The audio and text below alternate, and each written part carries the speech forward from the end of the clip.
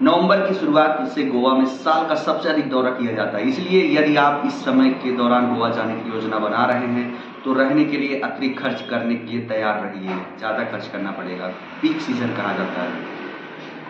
फरवरी से अक्टूबर गोवा के लिए अपेक्षाकृत कम व्यस्त समय है। आप समुद्र तटों पर शांत स्थान पा सकते हैं और उपयुक्त बजट आवास आप आसानी से ढूंढ सकते हैं। गोवा जाने का खर्चा आपके द्वारा चुने गए आवास पर भी निर्भर करेगा। यहाँ मेरी ओर से एक त्वरित टिप है। यदि आप एक जोड़ों या समूह के रूप में यात्रा कर रहे हैं तो आप या तो पूरे अपार्टमेंट को बुक कर सकते हैं या गेस्ट हाउस चुन सकते हैं। यह एक बजट होटल के लिए बजट होटल बुक करने की विचार कर सकते हैं। यदि आप अकेले यात्रा कर रहे हैं तो आवास की लागत में कटौती का सबसे अच्छा तरीका है बैग पैकिंग हॉस्टल में रहें। गोवा के बारे में सबसे आश्चर्यजनक बात यह है कि इसमें कुछ बेहतरीन बैग पैकर हॉस्टल हैं। ये हॉस्टल सुरक्षित हैं, अच्छी तरह से बनाए हुए हैं और पैसे के लिए एक पूर्ण मूल्य है। बैग पैकर हॉस्टल 500 प्रति रात, बजट होटल 600 से प्रति रात, गेस्ट हाउस अपार्टमेंट मिल जाएंगे। गोवा बसेस, गोवा में स्थानीय बस कनेक्टिविटी बहुत अच्छी है। बसें अक्सर सस्ती होती हैं और समुद्री तटों सहित ये सभी मुख्य पर्यटन स्थलों को जोड़ती है। गोवा एक स्थानीय निजी बस अंदर से कुछ ऐसी दिखती है। अधिक खर्चा के लिए बिना गोवा में कैसे घूमें? अधिक खर्च किए बिना गोवा में कैसे घूमें? एक अन्य प्रमुख कारक जो गोवा जाने का खर्चा निर्धारित करता है आपके द्वारा चुने गए परिवहन विकल्प का प्रकार। मेरे विचार से आप अगर सही विकल्प चुने तो अपनी गोवा यात्रा में काफी पैसे बचा सकते हैं। गोवा के भीतर यात्रा करने के लिए आपको पास कई विकल्प हैं। आप स्थानीय बसें, फेरी, टैक्सी, ऑटो में गोवा के अंदर यात्रा कर सकते हैं। नीचे मैंने इनमें से प्रत्येक साथ जुड़े लागतों का संक्षिप्त विवरण दिया है। गोवा में स्थानीय लोगों की यात्रा कर रहे हैं, स्थानीय लोगों की तरह यात्रा कर रहे हैं। स्थानीय बसों में गोवा में यात्रा करने का सबसे अच्छा और सबसे साधनों में से एक है। गोवा बसों का एक बड़ा नेटवर्क है। बहुत सारी बसें हैं जो सुबह 7 से शाम 7 बजे तक चलती हैं। इसलिए चाहे आप समुद्र तटों की यात्रा करना चाहते हो या स्थानीय संस्कृति का पता लगाना चाहते हो, मेरा सुझाव कि आप इन बसों का प्रयोग करें। सरकारी बस, प्राइवेट दोनों चलती हैं। यहाँ तक कि अगर आप कैंडोलियम से कैलंगूट से बागा से अंजुना और दूसरे समुद्र तट पर जाना चाहते हैं तो आप बस ले सकते हैं। बस अपनी दिशा में आने वाली किसी भी बस से पूछें कि वो वहाँ कहाँ जा रही है। मेरे अनुभव में गोवा के लोग बहुत मदद करने वाले हैं। वो आपको बस में यात्रा करने में जरूर सहायता करेंगे। गोवा में मुख्य bus station Mapusa, Panjim, Vasco D gamma, Madgaon, Canacona में है। पंजिम मुख्य पड़ाव है। आप पंजिम से ओल्ड गोवा, बागा बीच, कैलंगूट बीच, वैगेटर बीच आदि के लिए आसानी से बसें पा सकते हैं। मड़गांव बस स्टेशन पर एक और प्रमुख बस स्टॉप है। यहाँ से आप पंजिम, पोंडा, एलिफेंट बाथी और स्पाइस प्लांटेशन के लिए, बागाटोर बीच के लिए, अंजुना बीच के लिए, बागा बीच, कैलंगूट बीच आदि के लिए सब बसें देख सकते हैं। एक सवारी की लागत 10 से 50 रुपए। गोवा में पायलटों की सवारी करें। गोवा में पायलटों की सवारी करें या गोवा में वास्तव में दिलचस्प है। पायलट का मतलब मूल रूप से बाइक पर किसी के साथ सवारी करना होता है। यदि आप एकल यात्री हैं तो आप एक जगह से दूसरे जगह जाने के लिए इन बाइक राइड्स का उपयोग कर सकते हैं। हालांकि बसों की तुलना में अधिक महंगे हैं, वे निश्चित रूप से तेज हैं।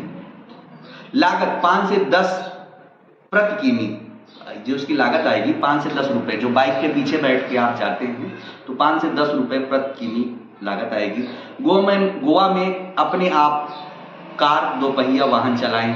अभी तक गोवा का पता लगाने का सबसे सुविधाजनक तरीका केवल अगर आप गाड़ी चलाना जानते हैं तो निश्चित रूप से मेरा विश्वास करो, गोवा में स्कूटर या कार किराए पर लेने का आसान कुछ भी नहीं है।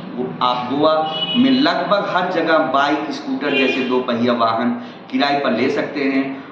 वे प्रतिदिन के आधार पर शुल्क लेते हैं। आपको ईंधन की लागत को जोड़ना होगा। प्रतिदिन किराया 200 से 500 रुपए, प्रति ईंधन के चार्ज 200 से 250 रुपए। गोवा में किराया टैक्सी, ऑटो रिक्शा का प्रयोग करें यदि आप बजट यात्री नहीं हैं। हालांकि वे आसानी से उपलब्ध है। टैक्सी ऑटो गोवा में यात्रा करने के लिए सबसे महंगे साधन, ध्यान रखें गोवा में टैक्सी और ऑटो रिक्शा मीटर से नहीं जाते हैं, अपनी मर्जी का भाव लेते हैं।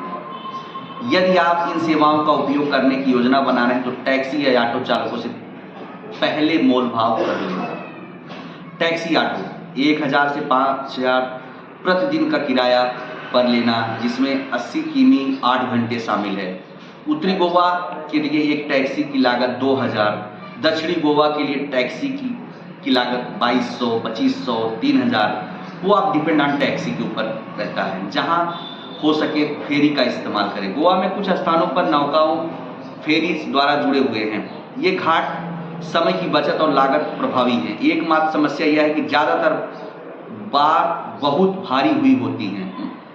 जो नाव होती है भारी नहीं, भरी हुई होती हैं, तो इसमें थोड़ा सा पहले जाएं आप फेरी का टिकट लेने। पर यकीन मानिए यह भी अपना आप में एक अनुभव है। गोवा की दिनचर्या देखने के अनुभव करने का एक रोचक तरीका है। प्रति सवारी लागत 10 से 50 रुपये, 100 रुपये तक। गोवा में नौका सेवाएं बहुत कम स्थानों को जोड़ती हैं। यहाँ नौका सेवाओं से जुड़े कुछ महत्वपूर्ण मार्ग दिए गए हैं। पुराना गोवा, दिवेर द्वीप, डॉक्टर सलीम अली पक्षी अभ्यारण्य के लिए रिबेंडर और चोरो, कोरिम, टीरकोज, कैवलियम, एसोलोना, पणजी, बेटिंग, मारगांव से ओल्ड गोवा पहुंचने के लिए कोरटालिस और मदकीन नौका सेवा आप ले सकते हैं। गोवा में वाटर स्पोर्ट महंगी, खासकर पीक सीजन के दौरान आप गोवा के सब समुद्र तटों पर वाटर स्पोर्ट का आनंद ले सकते हैं। यहाँ कैलनगुट में अपनी पैरासेलिंग उड़ानों के लिए तैयार हैं। गोवा में पर्यटन स्थानों पर भ्रमण गतिविधियों की लागत क्या है?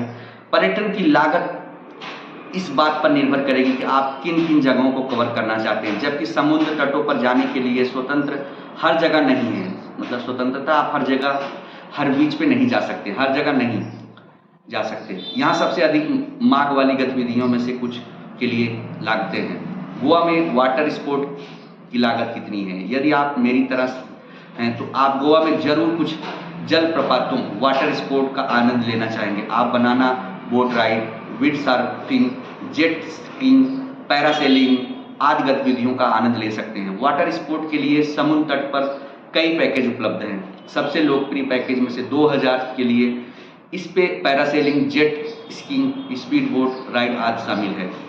मेरा सुझाव है कि आप गतिविधियों के लिए 2500 से अधिक न रखें। क्या आप एक तंग बजट का क्रूज ले सकते हैं? गोवा अपनी जहाजी पश्चिम बोट क्रूज के लिए अच्छी तरह से जाना जाता है। मैं आपको सूर्यास्त नदी क्रूज, डॉल्फिन क्रूज लेने की सलाह दूंगा। इनकी प्रति व्यक्ति लगभग लागत 500 से 300 क्रमशः पार्टियों और कैसीनो का प्रवेश शुल्क आपकी कल्पना की कई तुलना में अधिक है। गोवा में पार्टियां और कैसीनो महंगे हैं। यदि आप चाहते हैं कि आपकी गोवा यात्रा बजट में है तो मैं आपको इससे बचने की सलाह दूंगा। आपको किसी एक पार्टी या कैसीनो में जाने के लिए 2000 से 5000 खर्च करने पड़ सकते हैं। दर्शनीय स्थानों की लागत भारतीयों के लिए समस्या नहीं है। यहाँ संग्रहालय और किले हैं जिन्हें देखने के लिए आप मामूली शुल्क देना चाहेंगे। अधिकांश स्थानों पर लगभग 20 से 50 रुपए का मामूली शुल्क है। विदेश नागरिकों के लिए लागत काफ़ी अधिक है। सही विकल्प चुनकर भोजन पर पैसे बचाएं। गोवा में भोजन के कई विकल्प हैं। आप बहुत सारे मादक पे परहेज करके स्थानीय भोजन खाने से पैसा बचा सकते हैं। भोजन की लागत लगभग 500 प्रति दिन होगी। गोवा में कुछ और खर्चे, उन सभी चीज़ों के अलावा जो मैंने ऊपर बताई है, आप अन्य चीज़ों पर खर्चा करना चाह सकते हैं। उदाहरण के लिए खरीदारी, गोवा सोप होलसेल का अड्डा है। यदि आप अच्छी तरह से मोलभाव कर सकते हैं तो सड़क के किनारे बाजार और समुद्र तट के आनंद ले की खरीदारी कर सकते हैं। मैं प्रति व्यक्ति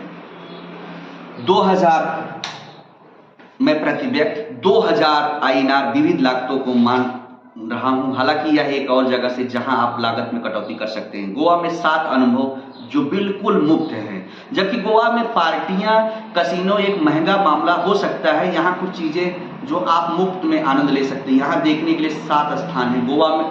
में करने की चीज़ें जो एक पैसा भी खर्च नहीं करेंगे। समुद्र तटों का आनंद लें। गोवा में समुद्र तट में से किसी के लिए प्रविष्टि नहीं है, किसी के लिए कोई प्रविष्टि नहीं है। समुद्र तट पर जाएं और शून्य लागत पर धूप रेत का आनंद लें। यद्यप आप सनबेड किराए पर लेना चाहते हैं तो जिसकी लागत प्रति घंटे लगभग 100 से 300 रुपये प्रति बिस्तर होगी। गोवा की संस्कृति विरासत का अन्वेषण करें। गोवा फोटोग्राफरों के लिए एक अद्भुत जगह है और मैं यहाँ समुद्र तटों के बारे में भी बात कर रहा हूँ।